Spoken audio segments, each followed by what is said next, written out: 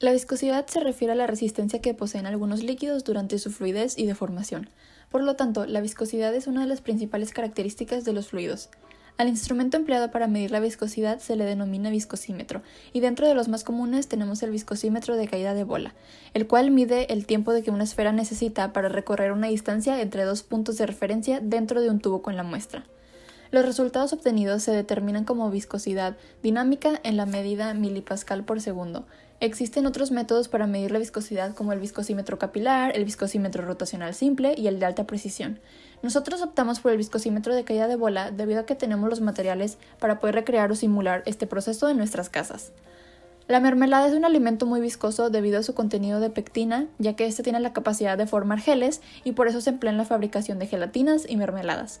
Debido a su alta viscosidad, en esta prueba de viscosímetro de caída de bola, la esfera tomó más tiempo en caer a comparación de otros fluidos como la miel y otros jarabes.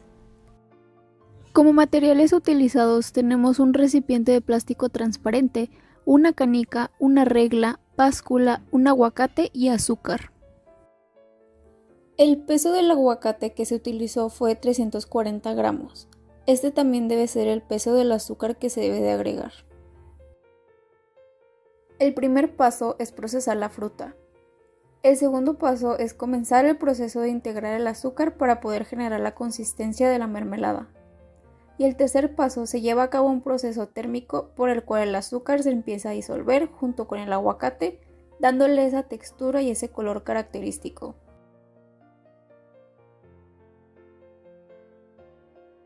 El peso de la mermelada fue de 130 gramos y a continuación vamos a medir el diámetro de la canica.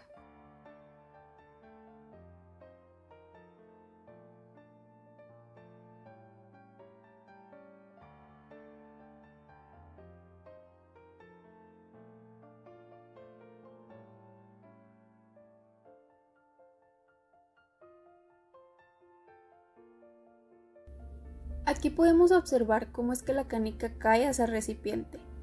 A continuación lo que se trató de hacer es colocar la canica hasta un punto en el que se pudiera observar con claridad.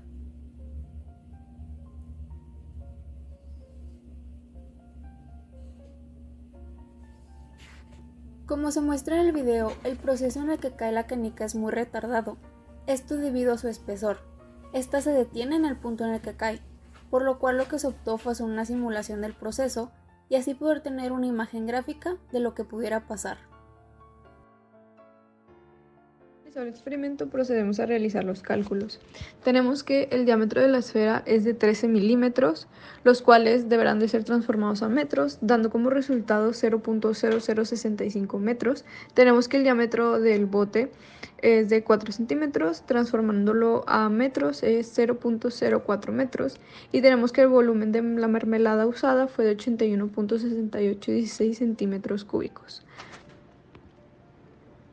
El volumen de nuestra mermelada está en centímetros cúbicos y deberemos de pasarlo a metros cúbicos. Tenemos que el resultado de la conversión nos da 8.1681 por 10 a la menos 0,5 metros cúbicos. Se procede a sacar ahora sí el volumen de la esfera utilizando la ecuación de 4 tercios por pi por el radio al cubo. Sustituyendo los valores nos da que 4 tercios por pi por 0.065 metros al cubo nos da un resultado de 1.1503 por 10 a la menos 0,6 metros cúbicos. Ya tenemos el peso y el volumen de la mermelada de la esfera. Ahora procederemos a calcular la densidad, que se calcula masa entre volumen. Para la esfera dividiremos 0.02 kilogramos entre 1.1503 por 10 a la menos 0,6 metros cúbicos, dándonos como resultado de la densidad 1738.60 kilogramos entre metro cúbico. Sacando ahora la densidad de la mermelada nos da que 0.13 kilogramos divididos entre 8.1681 por 10 a la menos 0,5 metros cúbicos nos da el resultado de densidad de 1591.54 kilogramos entre metros cúbicos. Por último calcularemos la velocidad límite, la cual se calcula con la fórmula de distancia entre tiempo, el cual nos da 0.05 metros entre 604.800 segundos, nos da como resultado 8.267 por 10 a la menos 0,8 metros sobre segundo. Una vez calculada la densidad y el volumen de la esfera y la mermelada, pasaremos a calcular la viscosidad. Esto lo haremos por medio de la fórmula diámetro al cuadrado menos la diferencia entre la densidad de la esfera menos la densidad de la mermelada por gravedad. Todo esto sobre 18 por Vt, que viene siendo la relación entre la distancia y el tiempo. Después de sustituir los valores, nos quedará como 0.013 metros al cuadrado por 1738.60 kilogramos sobre metro cúbico menos 1591.54 kilogramos sobre metro cúbico por 9.81 metros sobre segundo cuadrado. Todo esto entre 18 por 8.267 por 10 a la menos 8 metros sobre segundo, lo que nos va a resultar como 163.843.7317 kilogramos sobre metro segundo.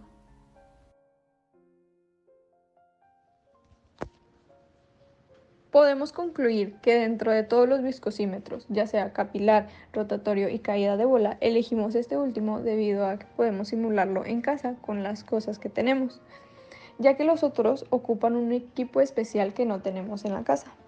La esfera tomó mucho tiempo en caer debido a que la mermelada es un fluido muy viscoso y por esta misma razón no es muy recomendable hacer este método para este tipo de fluidos, ya que es un proceso muy tardado y no es una medición exacta.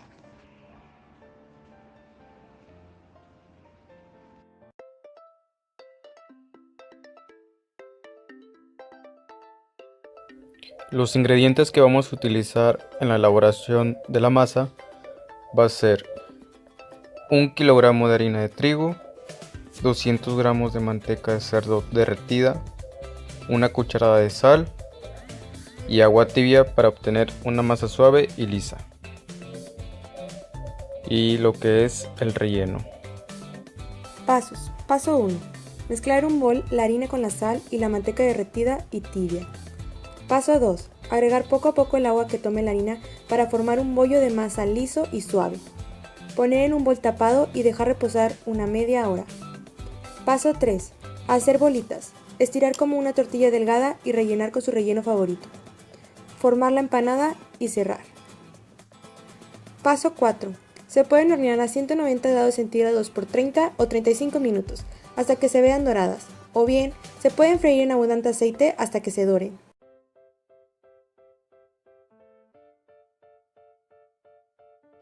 Durante el amasado de la harina se produce el gluten, el cual está formado por dos proteínas fundamentales, las gliadinas y las gluteninas, de tal forma que se puede obtener una masa cohesiva y con características viscoelásticas. Esto como resultado de la combinación de dos propiedades, la elasticidad y la extensibilidad. Las gliadinas son viscosas y le otorgan extensibilidad a la masa, lo que permite que ésta pueda estirarse sin cortarse al aumentar de tamaño durante la fermentación. Mientras que las gluteninas confieren elasticidad, evitando que la masa se extienda demasiado y se rompa, ya sea durante la fermentación o la cocción. Generalmente en el extensógrafo de Bravender se determinan las cualidades elásticas de la masa y su capacidad de estiramiento.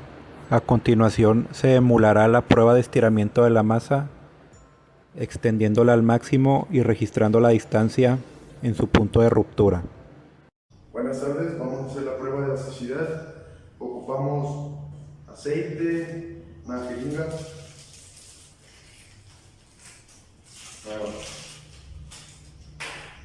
herramientas, agua, una báscula, una gramera, un cuchillo, para pesar,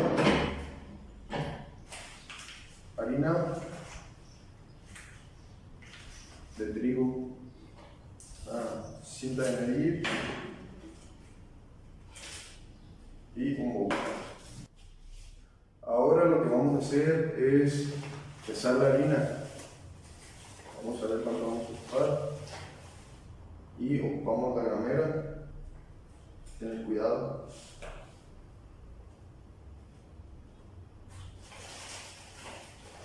Ahora lo que vamos a hacer es tarar nuestro bowl.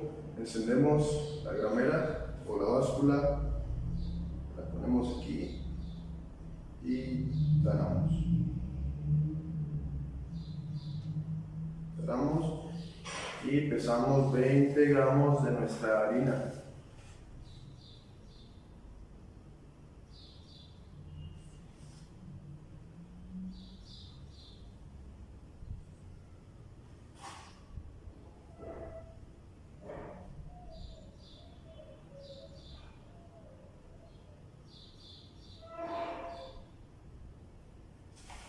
$20. Apagamos. Y tenemos que usar entre el 60 y el 66% de agua. Así que agarramos nuestra jeringa, que en este caso son 20 gramos, pues el 60% son 12 mililitros.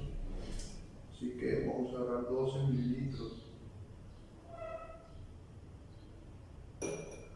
Aquí van 5.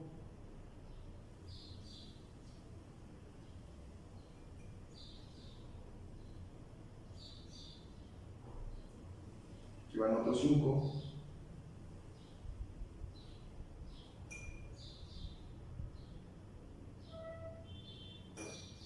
Y 2.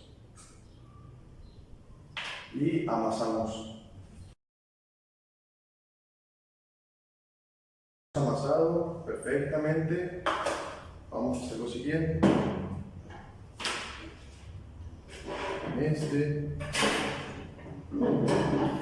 Vamos a poner tantito aceite.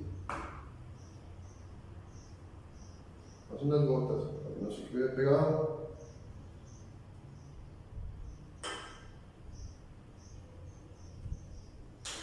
Y ponemos nuestra bolita de masa.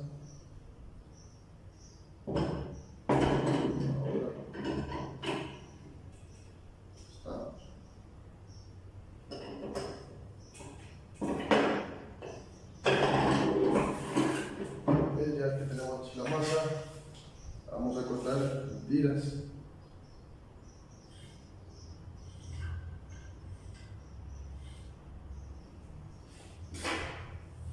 Y vamos a agarrar una de las tiras. Y ahora agarramos nuestra masa, sostenemos con los dedos, como vemos, con vamos a estirarla hasta su ruptura. Como vemos, no se rompió por completo. Ahí podemos ver la altura y a qué altura se rompió.